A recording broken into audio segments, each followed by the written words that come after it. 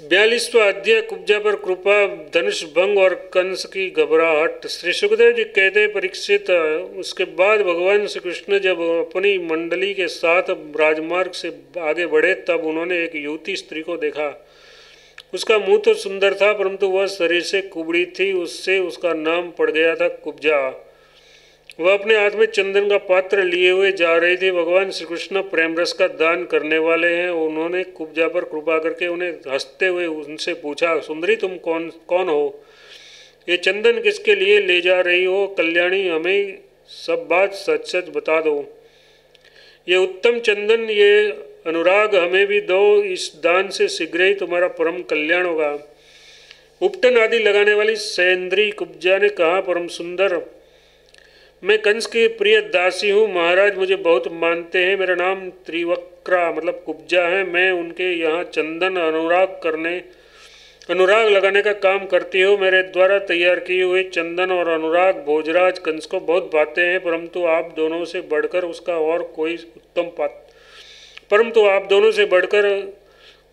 कोई उत्तम पात्र नहीं है। भगवान के सौंदर्य, सुकुमारता, रसिकता, मंदहास्य, प्रेमलाप और चारु चितवन से कुब्जा का मन हाथ से निकल गया। उसने भगवान पर अपना हृदय न्योछावर कर दिया। उसने दोनों भाइयों को बहु सुंदर और गाढ़ा अनुराग दे दिया। तब भगवान श्री कृष्ण ने अपने सांवले शरीर पर पीले रंग का और बलराम जी ने अपने गौर शरीर पर लाल रंग का अनुराग लगवाया तथा नाभि से ऊपर के भाग में अनुरंजित होकर वे अत्यंत सुशोभित हुए। भगवान श्री कृष्ण उस कुब्जा पर बहुत प्रसन्न हुए। उन्होंने अपने दर्शन का प्रत्यक्ष फल दिखलाने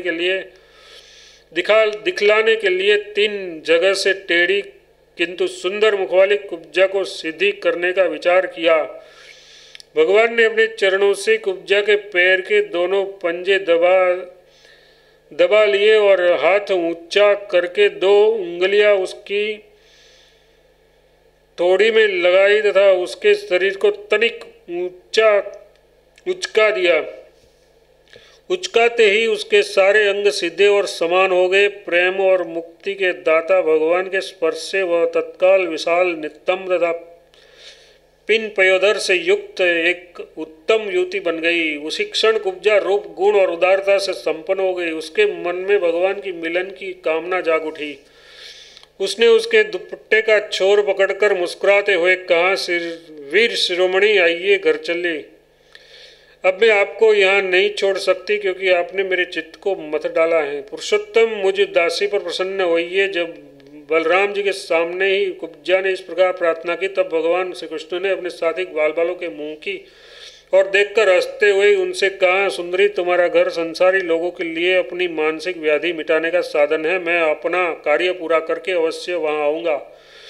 हमारे जैसे बेघर के बटोरियों को तुम्हारा ही तो आसरा है। इस प्रकार मीठे मीठे बातें करके भगवान श्री कृष्ण ने उसे विदा कर दिया। जब वे व्यापारियों के बाजार में पहुंचे तब उस व्यापारियों ने उसका तथा बलराम जी का पान, फूलों के हार, चंदन और तरह तरह के भेंट उपहारों से पूजन किया। उसके दर्शन मात्र से स्त्रियों के हृदय में प्रेम का आवेग, मिलन की आकांक्षा जग उठी थी। वहां तक कि उन्हें अपने शरीर की भी सुध न रही।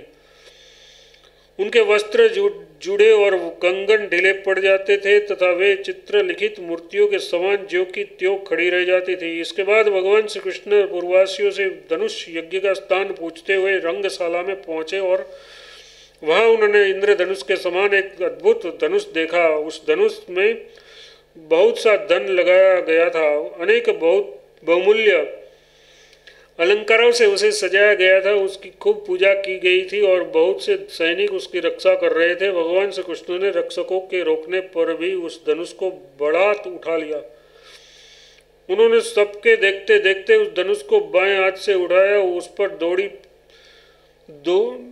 डोरी चढ़ाई और एक क्षण में खींचकर बीचों बीच से उसी प्रकार उसके 2 टुकड़े कर डाले, जैसे बहुत बलवान मतवाला हाथी खेल ही खेल में एक को तोड़ डालता है। जब धनुष टूटा तब उसके शब्द से आकाश, पृथ्वी और दिशाएं भर गई। उसे सुनकर कंस भी भयभीत हो गया। अब धनुष के रक्षक अतताई असुर अपने सहायकों के साथ बहुत ही बिगड़े। वे भगवान श्री कृष्ण को घेर कर खड़े हो गए और उन्हें पकड़कर लेने की इच्छा से चिल्लाने लगे, पकड़ लो, बांध लो, जाने न पाए। उसका दुष्ट अभिप्राय जानकर बलराम जी और श्री कृष्ण भी तनिक क्रोधित हो गए और उस धनुष के टुकड़े को उठाकर उन्हीं से उसका काम तमाम कर दिया। उन्हीं धनुष खंडों से उन्होंने उस असुरों की सहायता के लिए कंस की भेजी हुई सेना का भी संहार कर डाला।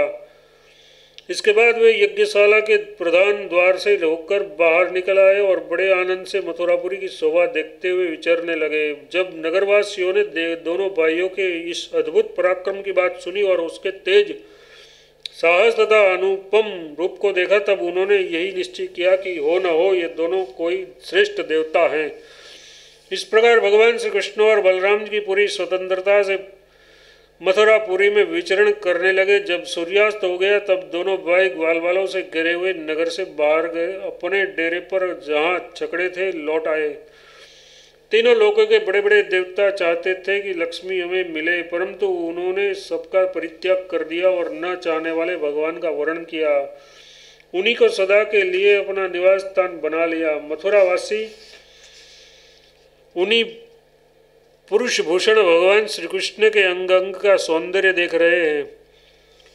उनका कितना सौभाग्य है। व्रज में भगवान की यात्रा के समय गोपियों ने विरहातुर होकर मथुरावासियों के संबंध में जो जो बातें कही थी वे सब यहाँ अक्षरतः सत्य हुई। सचमुच में वे परमानंद में मग्न हो गए। फिर हाथ पैर धोकर श्री कृष्ण और बलराम जी ने दूध में बने हुए खीर आदि पदार्थों का भोजन किया और कंस आगे क्या करना चाहता है इस बात का पता लगाकर उस रात को वहीं आराम से सो गए। जब कंस ने सुना कि श्री कृष्ण और बलराम जी ने धनुष तोड़ डाला, रक्षकों तथा उनकी सहायता के लिए भेजी हुई सेना का भी संहार कर डाला और ये सब उनके लिए केवल एक खिलवाड़ ही था, इसके लिए उन्हें कोई श्रम या कठिनाई नहीं उठानी पड़ी, तब वह बहुत ही डर गया। उस दुर्बुद्धि को बहुत देर तक नींद न आई। उसे जागृत अवस्था में तथा स्वप्न में भी बहुत से ऐसे अपशकुन हुए जो उनकी मृत्यु के सूचक थे। जागृत अवस्था में उसने देखा कि जल या दर्पण में शरीर की परछाई तो पड़ती है परंतु सिर नहीं दिखाई देता। अंगुली आदि की आड़ न होने पर भी चंद्रमा, तारे और दीपक आदि की ज्योतियाँ उसे दो दो दिखाई पड़ती हैं। छाया में छेद दिखाई पड़ता है और कानों में उंगली डालकर सुनने पर भी प्राणों का दुधू शब्द नहीं सुनाई पड़ता। वृक्ष सुनहले प्रतीत होते हैं और बालू या कीचड़ में अपने पैरों के चिन्ह नहीं दिख पड़ते।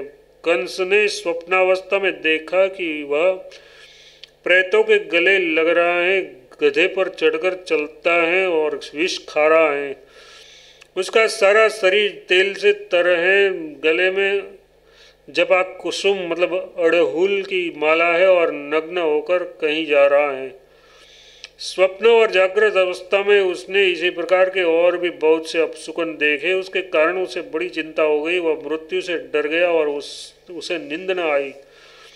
परीक्षित, जब रात बीत गई और सूर्य नारायण पूर्व समुद्र से ऊपर उठे तब राजा कंस ने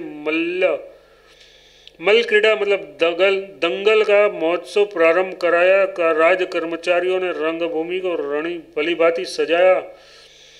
तुरही, बेदी आदि बाजे बजाने लगे। लोगों के बैठने के मंच फूलों के गजरों, जड़ियों, वस्त्रों और बंदरवारों से सजा दिए गए। उन पर ब्राह्मण, क्षत्रिय आदि नागरिक तथा ग्रामवासी सब यथास्थान बैठ गए। राजलोग भी अपने अपने निश्चित स्थान पर जा डटे।